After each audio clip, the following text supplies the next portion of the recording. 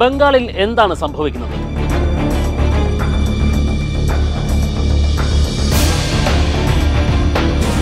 ഭരണകക്ഷിയായ തൃണമൂൽ കോൺഗ്രസിന്റെ സംസ്ഥാന ജനറൽ സെക്രട്ടറി കുനാൽ ഘോഷിനെ പാർട്ടി നീക്കി. കാരണം ഇതാണ്: 4 മാസം മുൻപ് തൃണമൂൽ വിട്ട് BJPയിൽ ചേർന്ന മുൻ മന്ത്രി തപസ് റോയിയെ പ്രശംസിച്ചു. വെറും പ്രശംസയല്ല, ശരിയായ മാസ് ലീഡർ എന്നാണ് കുനാൽ തപസിനെ വാഴ്ത്തിയത്.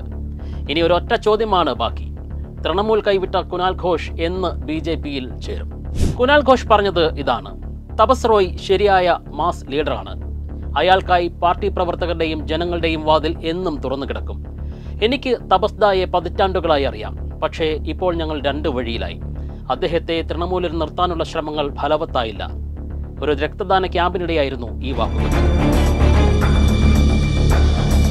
4 തവണ MLAയും മന്ത്രിയും തൃണമൂലിന്റെ തലമുതിർന്ന നേതാവുമായ തപസ് റോയ് കഴിഞ്ഞ മാസമാണ് രാജിവെച്ച് BJPയിൽ പോയത്. കൈയോടെ തന്നെ തപസിനെ BJP കൊൽക്കത്ത നോർത്ത് മണ്ഡലത്തിൽ സ്ഥാനാർത്ഥിയുമാക്കി. കൊൽക്കത്ത നോർത്തിൽ സിറ്റിംഗ് MP സുദീപ് ബന്ദോപാധ്യായയ്ക്ക് വീണ്ടും ടിക്കറ്റ് നൽകിയതാണ് പാർട്ടി വിടാൻ കാരണമെങ്കിലും EDക്കും നിർണായക പങ്കുണ്ട്. തന്റെ വീട്ടിലെ ED റെയ്ഡിലും തനിക്കെതിരായ അഴിമതി ആരോപണങ്ങളിലും പാർട്ടിയിൽ നിന്നും വേണ്ടത്ര പിന്തുണ കിട്ടിയില്ലെന്ന പരാതി തപസ് റോയ് ഉന്നയിച്ചിരുന്നു. ഇനി കുനാൽ ഘോഷിനെ പറ്റി. പാർട്ടി ജനറൽ സെക്രട്ടറി ആണെങ്കിലും മമതയുടെ വിമർശകൻ. ശാരദ ചിട്ടി തട്ടിപ്പ് കേസിൽ മമതയുടെ പേര് പലതവണ പരാമർശിച്ചു. മമതയ്ക്കെതിരെ CBI അന്വേഷണം പോലും ആവശ്യപ്പെട്ടു. പിന്നാലെ മമതയുടെ പോലീസ് അറസ്റ്റ് ചെയ്തു. ഇപ്പോൾ ജനറൽ സെക്രട്ടറി സ്ഥാനം പോയതിന് പിന്നാലെ കുനാൽ മറ്റൊരു ഗുരുതര ആരോപണവും സർക്കാരിനെതിരെ പൊട്ടിച്ചു.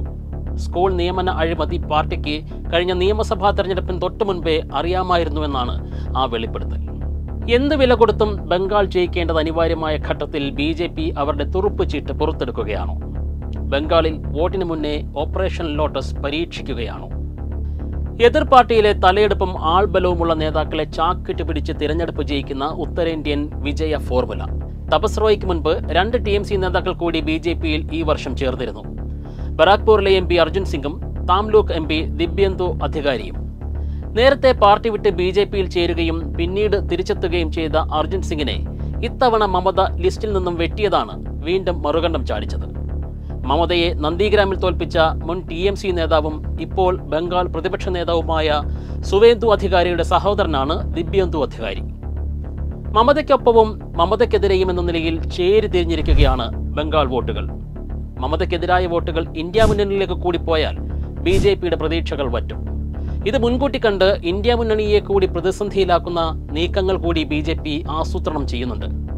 തൃണമൂലിന് വോട്ട് ചെയ്യുന്നതിനേക്കാൾ നല്ലത് BJPക്ക് വോട്ട് ചെയ്യുന്നതാണെന്ന് കോൺഗ്രസ് നേതാവ് അധീർ രഞ്ജൻ ചൗധരി പറഞ്ഞതായുള്ള 8 സെക്കൻഡ് വീഡിയോ ഇപ്പോൾ പ്രചരിക്കുന്നുണ്ട്.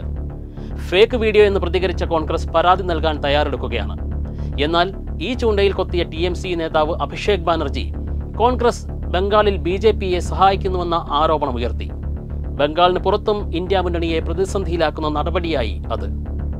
80 സീറ്റുള്ള UP പിടിച്ചാൽ കേന്ദ്രഭരണമെന്നാണ് വിശ്വാസം. ബീഹാറിലും ബംഗാളിലുമായുള്ളത് 82 സീറ്റുകൾ.